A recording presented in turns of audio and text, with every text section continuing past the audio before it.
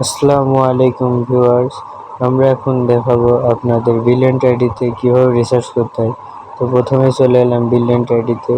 এখন আমরা চলে যাব সেটিংয়ে গিয়ে আমরা প্রথমে দেখব ব্যালেন্স, মাই ব্যালেন্স। তারপরে এখানে লেখা আছে অ্যাড ব্যালেন্সে ঢোকার পরে আপনাদের এখানে ঢোকাই দিবে।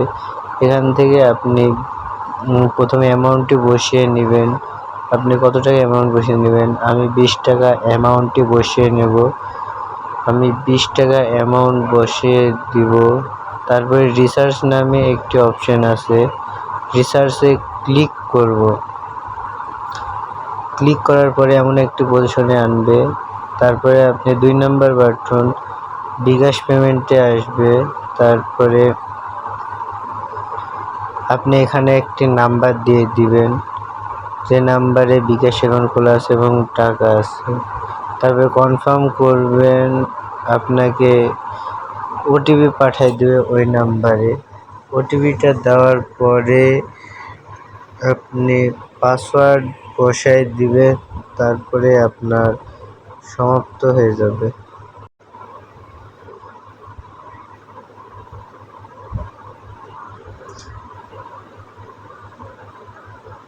আপনারা দেখতে পাচ্ছেন আমাদের ওটিপি চলে এসেছে। এখন আমরা এখানে বসাই দিলাম, কনফার্ম করলাম। এখন আপনাদের বিকাশের পিনটা আপনারা দিয়ে দিবেন।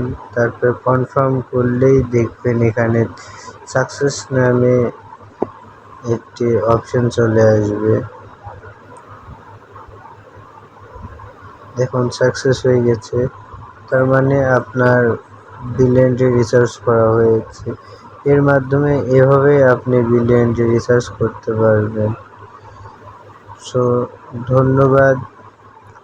আরও নতুন নতুন ভিডিও পেতে আমাদের চ্যানেলটি সাবস্ক্রাইব করুন এবং আমাদের পাশে থাকুন।